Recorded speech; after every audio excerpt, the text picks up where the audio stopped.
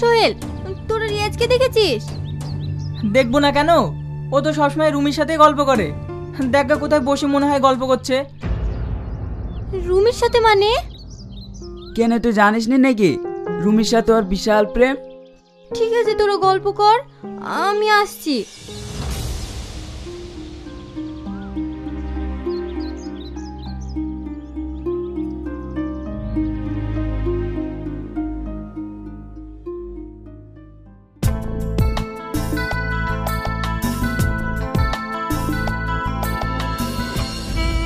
রিয়াজ, তুমি এখানে কি করছো?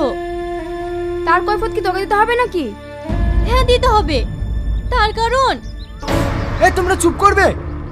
আচ্ছা সাথী, তুমি এখানে কেন বলো তো? আমি এখানে মানে আজ 2 দিন ধরে তোমাকে ফোনে পাচ্ছি না।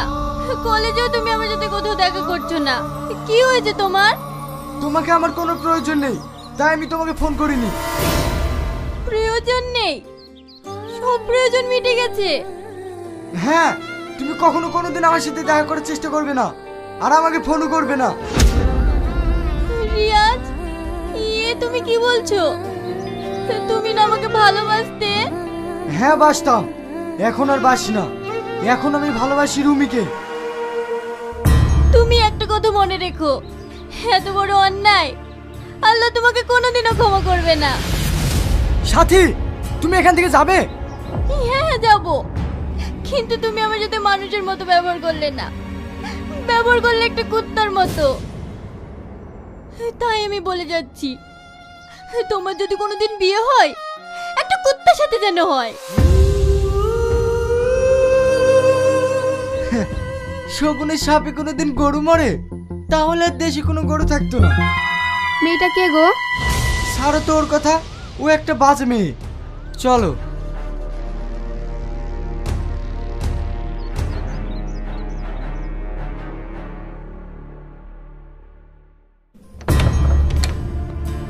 মা, মা, কোথায় গেলে তুমি? সকালবেলা উঠে এত চিল্লাচ্ছিস কেন? এখানে আসো না মা। হ্যাঁ বল, কি বলবি? মা, আজ রাত আমাকে মুখ চাপে ধরেছিল, আর আমার দমটাও বন্ধ হয়ে আসছিল। আর এটা সেটা খুব স্বপ্ন দেখি, আমার খুব ভয় করে।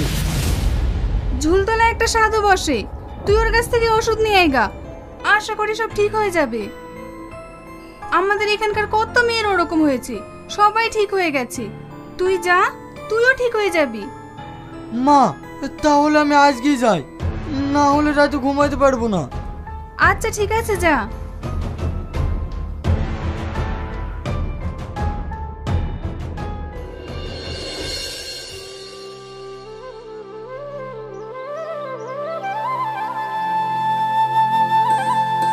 কে তুই বাবা? ওঠ ওঠ, কি হয়েছে তাই বল। বাবা, আমার রাতে ঘুমাতে গিয়ে খুব ভয় করে, আর মাঝে সাঝে খালি মুখ চাপায় ধরে। আপনি এর একটু ওষুধ পেলে দেন না বাবা। আরে ঠিক আছে ঠিক আছে, আমি দেখতে পেয়েছি তোর কাছে 2টো পেতনি আছে। ও তোকে চিন্তা করতে হবে না, তুই বড় হয়েছিস, তুই বিয়ে করলে এগুলো সব ঠিক হয়ে যাবে। আমি কিছু ওষুধ দিয়ে দিচ্ছি, থাম। শ্রাবণী, শ্রাবণী, আমার মাদুলি কৌটোটা নিয়ে আয় তো মা। ঠিক আছে বাবা।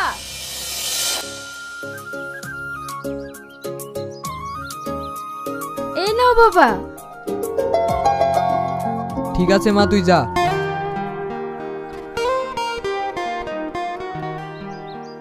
এই নে, এই মাদুলিটা তুই বাহাতে বাঁধবি। হ্যাঁ হ্যাঁ বলেন। কেনে, কথাটা শুনতে পেলি না? এই মাদুলিটা তুই বাহাতে বাঁধবি, আর এই গাছটা চিবিয়ে খাবি। বাবা, আপনাকে একটা কথা বলবো? হ্যাঁ, কি বলবি বল। বলছিলাম, যে মেয়েটা ওষুধ দিয়ে গেল ওটা আপনারই মেয়ে? হ্যাঁ, কেন বল। আপনি যদি কিছু মনে না করেন, তাহলে আমি আপনার মেয়েকে বিয়ে করতে চাই। আমাদের জমি জায়গা আছে, টাকা পয়সার কোনো অভাব নাই। আপনার মেয়ে অনেক সুখে থাকবে। তাই তো রে বাবা, বিয়ে তো আর মুখের কথা নয়, এইসব উপরওয়ালার হাত। যার সাথে যার জোড়া বাঁধা আছে তার সাথেই তো হবে। বাংলায় একটা প্রবাদ আছে, এটা তুই মনে রাখিস। ভাবিয়া করিও কাজ, করিয়া ভাবিও না। না না বাবা, আমার কোনো ভাবনা চিন্তা নেই। হ্যাঁ, আপনি যদি বিয়ে দেন আমি করতে রাজি আছি। তুই যখন বলছিস, আমি আবার আপত্তি করব কেন রে?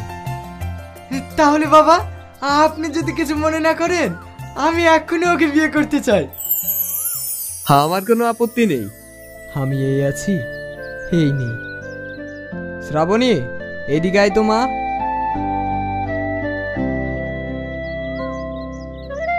বলেন বাবা। এই ছেলেটা তোকে বিয়ে করতে চাই। তোর যদি কোনো আপত্তি না থাকে, ওর হাতে তোকে তুলে দিতে চাই। আমি তো আপনার কাছে মানুষ হয়েছি, আপনি যা ভালো বুঝবেন তাই করেন। তাহলে তো কোনো ব্যাপারই নেই বাবা। হ্যাঁ, আয়। আমার মেয়েকে তোর হাতে তুলে দিলাম। তোরা সুখী হোস, আর আমার আশীর্বাদ সর্বদা তোদের সঙ্গে থাকবে।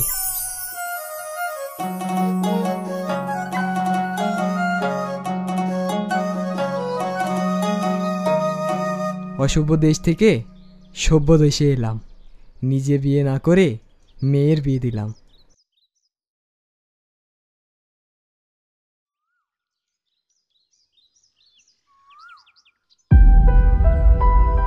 মা, মা! কি রে, এত চিল্লাচ্ছিস কেন? কি হয়েছে? কি হয়েছে মানে? আমার চটিগুলো কি হাল করেছে দেখো। আমি এখন কি পাইতে যাব? নতুন চটি ছিঁড়ি সব এক এক করেছে। তাহলে মনে হয় কালুদের কুকুর এসে খেয়ে গেছে। তোকে বলিনি চামড়া চটি উঠানে থুসনি? দেখ এবার কি হয়েছে। ঘরে যে চটিগুলো তুলে আছে ওইগুলো পড়ে যা। ওগো শুনছো? আমার চটি দুটো দাও তো। এই নাও, তুমি একটু তাড়াতাড়ি বাড়ি আসবা, আর যেন দেরি করো না। ঠিক আছে ঠিক আছে।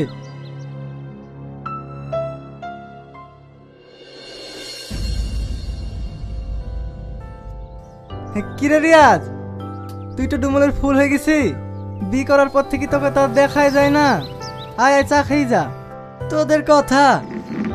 বকুল ভাই, সবাইকে চা দিয়েন। আচ্ছা ঠিক আছে।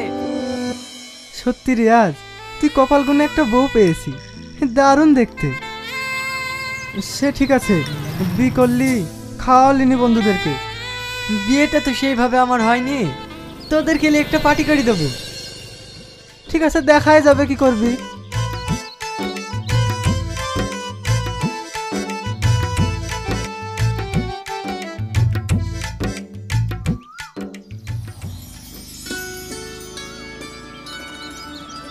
সূর্য, তোরা গল্প কর, আমার একটা কাজ আছে, সেরে আসি। আচ্ছা ঠিক আছে, যা।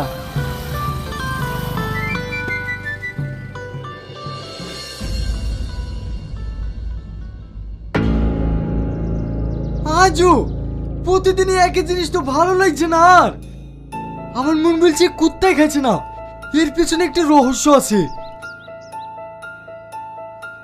কি হয়েছে রে বাবু? তুমি জানো না নাকি প্রতিদিন আমাদের বাড়িতে কি হয়? শ্রাবণী, শ্রাবণী! কি হলো? দেখো কি হয়েছে। আমি কি পড়ে যাব? আজকে তোর বাড়িতে চটি কেনা নাই, খালি পায়ে চলে যাব। কি গো, তুমি কোনো কথা বলছো না যে? আমি কি বলবো? কেউ কিছু বলবে না, যত জ্বালা হয়েছে আমার। আচ্ছা বৌমা, এইভাবে চটিগুলো এবার কিসে খাচ্ছে বলো তো? মা, এইসব কথা আমাকে বলছেন কেন? আমি কি করে বলবো? এই বাড়িতে তো তুমি আর আমি, তাছাড়া তো আর কেউ নাই। ঠিক আছে বৌমা, তুমি ঘরে যাও।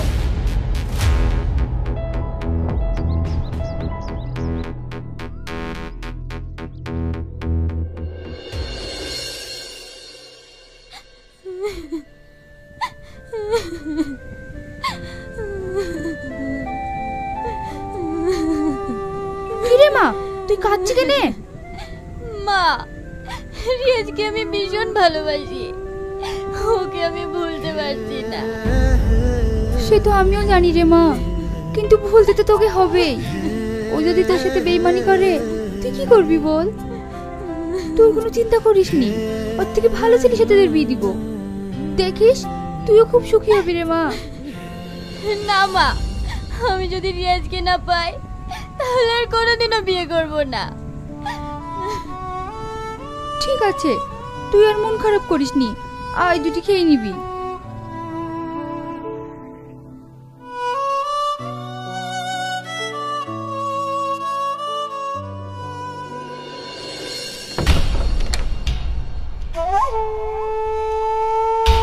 এখানে থাক চটি, আজ আমি সারা রাত ঘুমাবো না।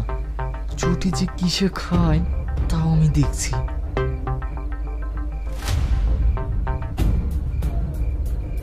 কি গো, এসে শুয়ে পড়লা যে? কিছু খাবা না নাকি? অফিসে একটা পার্টি ছিল, ওখানে খেয়ে এসছি। তুমি খেয়ে নাও। আজ আমার শরীরটা খুব টায়ার্ড হয়ে গেছে, ঘুম আসছে। তুমি খেয়ে শুয়ে পড়ো।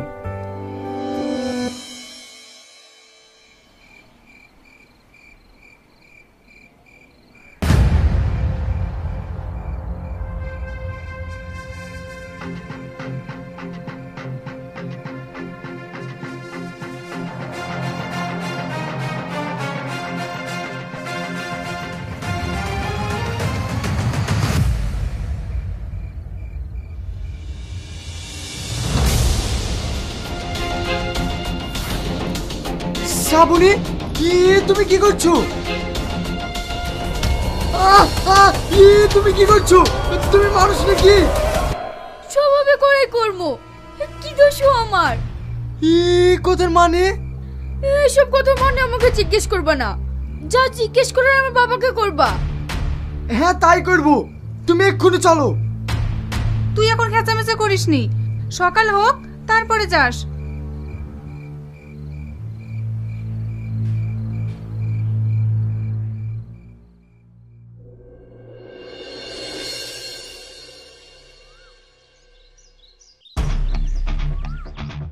সাধু বাবা, আপনি এই মেয়ের সঙ্গে আমার বিয়ে দিলেন কেন? কেন বাবা, কি হয়েছে বল? কি হয়েছে মানে? শ্রাবণে আমার বাড়িতে আমার চটি খাইছে, আমি বলতে গেছি, আমাকে বলছে স্বভাবে করাই কর্ম। কি দোষ আমার? ও তোকে ঠিকই বলেছে রে বাবা। তোকে বলেছিলাম না, ভাবিয়া করিও কাজ, করিয়া ভাবিও না। এই কথার মানে অর্থ আমি তো কিছুই বুঝতে পারছি না। ছেলে মানুষ, তাহলে শোন। সাধু বাবা, আমি আর এই দেশে থাকতে চাই না। কেন রে, কি হয়েছে বল? এই দেশে আর ভালো লাগে না বাবা। এই দেশ অসভ্যতে ভরে গেছে। আমি যেতে চাই এক সভ্য দেশে। তাই যাবি রে বাবা, আমি তোকে বর দিচ্ছি, আজ থেকে তুই আমার বেশ ধরবি। ধর এই কুমন্ডলার জল, যেখানে ছিটিতে যা মনে করবি তাই হয়ে যাবে। আমাকে আশীর্বাদ করবেন ঋষি মশাই। যথার্থ, আমার আশীর্বাদ তোর সঙ্গেই থাকবে।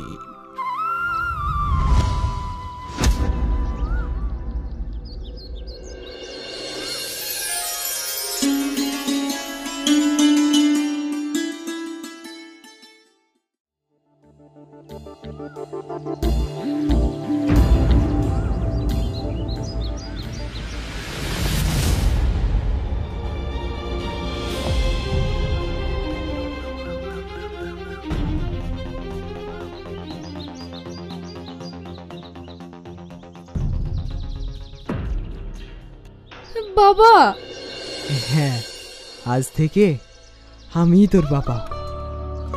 আজ থেকে তুই আমার কাছেই থাকবি। চল মা, আমার আস্তানায় চল।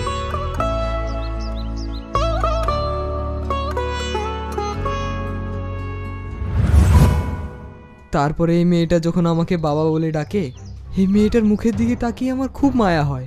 তারপর থেকে ও আমার কাছেই থাকে। ওর শরীরটা বদলালেও ওর স্বভাবটা বদলায়নি।